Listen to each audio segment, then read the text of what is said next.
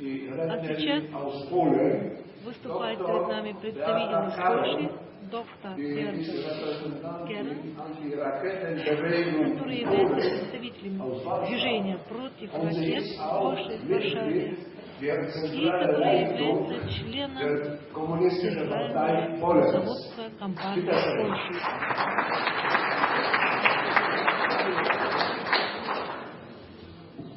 Ojców za mir i всех участников этой конференции.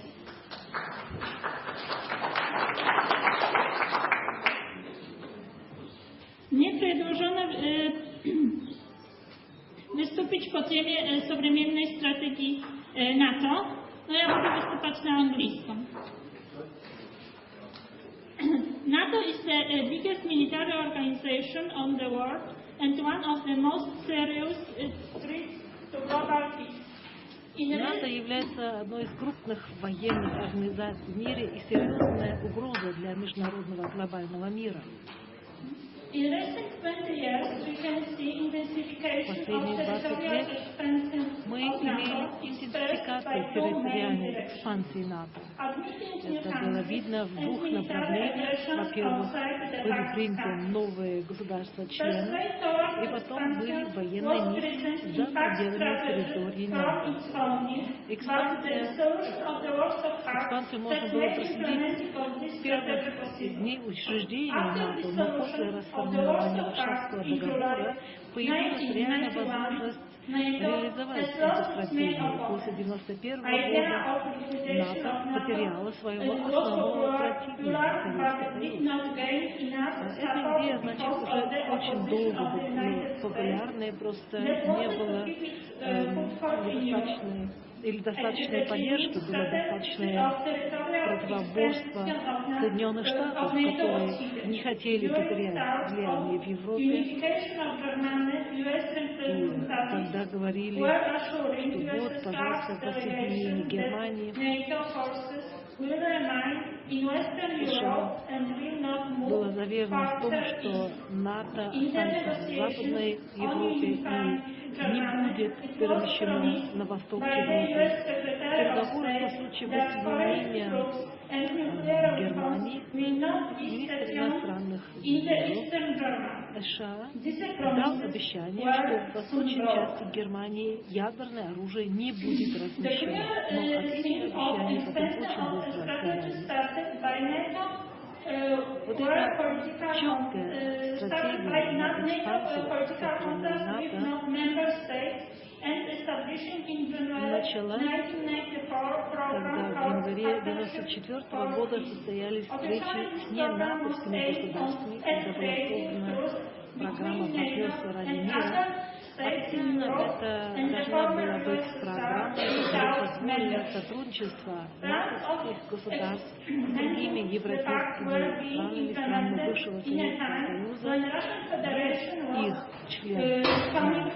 Таким образом, хотели обеспечить, что Российская Федерация вступит в сотрудничество с НАТО. Вот это были годы кризиса в России. Польша тогда тоже была членом программы «Партнерство ради мира». Но команда политиков тогда верили или подумали, что у Польши есть возможность вступить в НАТО.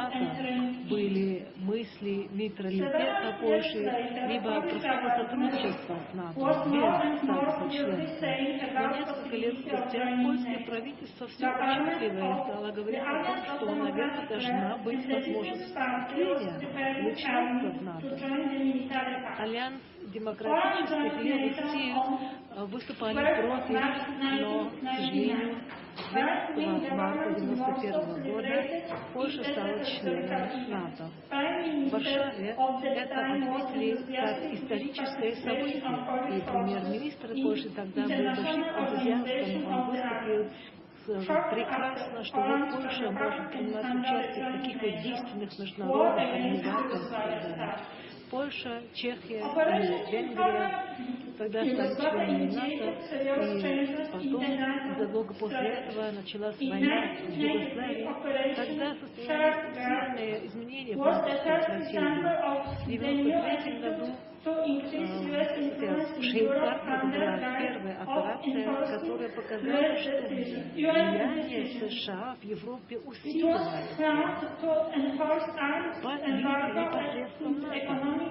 Стало возможным объявить эмбарго и экономическое эмбарго против Югославии.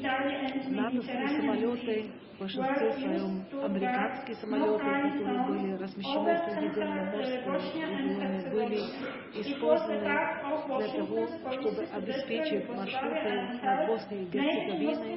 Это было частью американской политики по разрушению Югославии, и это пошло в пользу муслимским социалистам.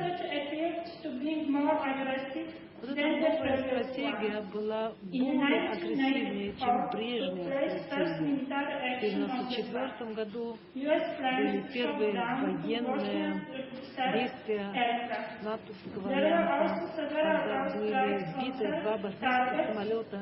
Потом было несколько воздушных нападений на сербские цели.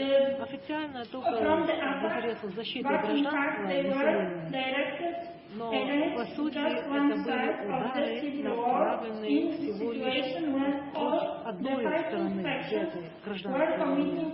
И это ситуации, когда все воюющие партии и фракции совершили военные преступления. В начале 1999 года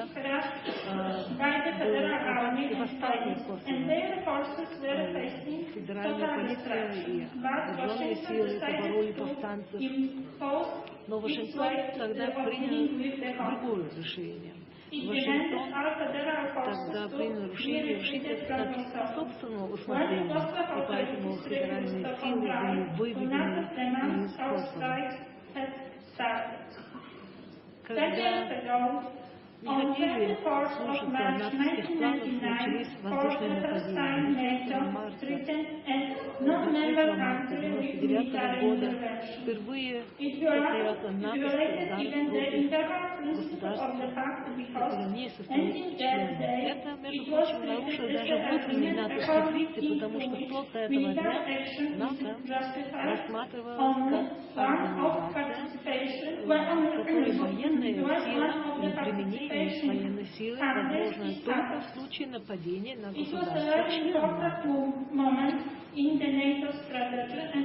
Таким образом, этот год действительно стал очень важным для рождения новой натовской стратегии. В международных отношениях такого до сих пор еще не было. Это было явное нарушение стратегии ООН. И эта новая натовская стратегия политически пользовалась успехом. Военных отношений нет, политически да. Военные выводы этой югославской войны не были такими вот явными. Большинство жертв было среди гражданского населения. Были нападения, чтобы терроризировать население и разрушить инфраструктуру государства. А вторая задача состояла в том, чтобы администрация или ведомство в Белграде вывели свои войска в Косово. Незадолго после бомбежек корпоративные силы НАТО, силы КФОР, вошли в часть Югославии под предлогом миротворческих сил. Военные контингенты из Польши, Чехии и Венгрии, когда входили в состав контингента, это было первое мероприятие, в котором принимали участие новые члены НАТО.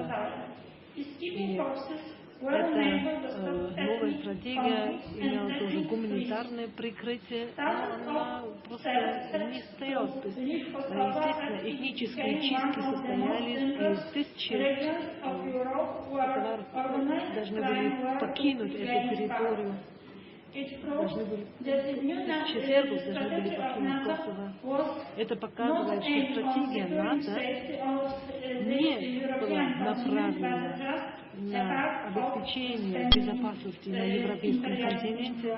Это действительно была империалистическая и экспансионистская стратегия. И больше пропаганда мирной НАТО стала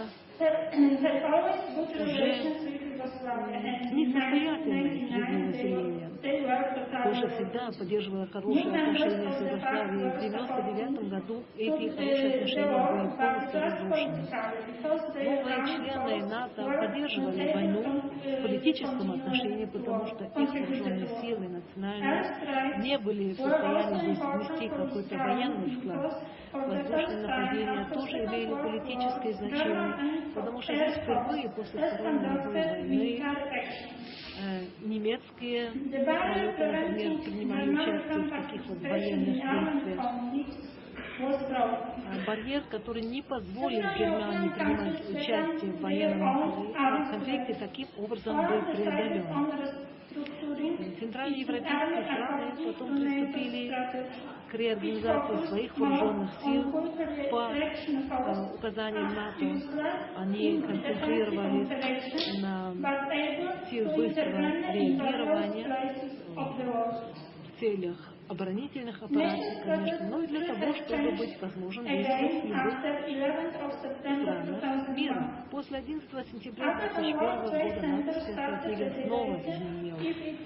Наступление на Всемирный торговый центр стал причиной для того, чтобы статья 5 Устава НАТО была использована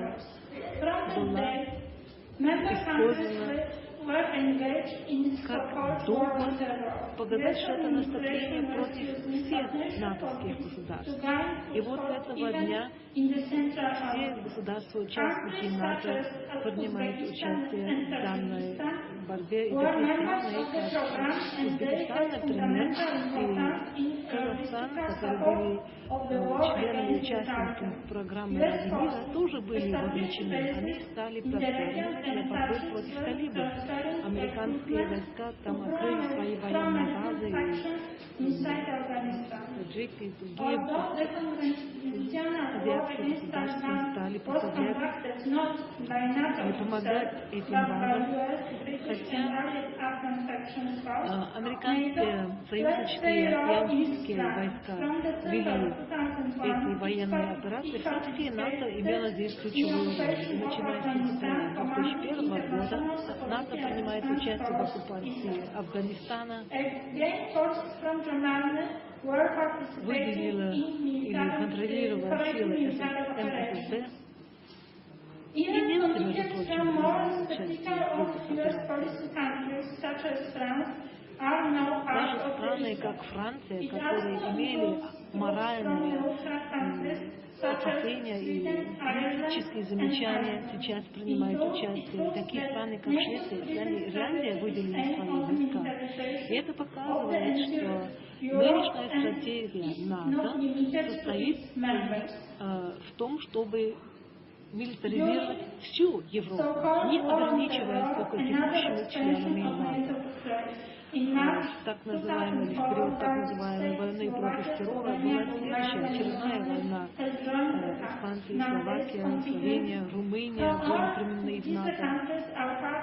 И сегодня есть контингенты из этих стран, которые тоже принимают участие в рамках НСС в Афганистане. Главная цель реализовать империалистические интересы за границей. И большинство государств НАТО используется как источник для сил контролирования, для резерва. И большинство государств уже согласилось совершить свое военное присутствие в Афганистане. Наша цель, наша главная задача в этой ситуации состоит в том, чтобы мы вели дальше нашу политическую политику.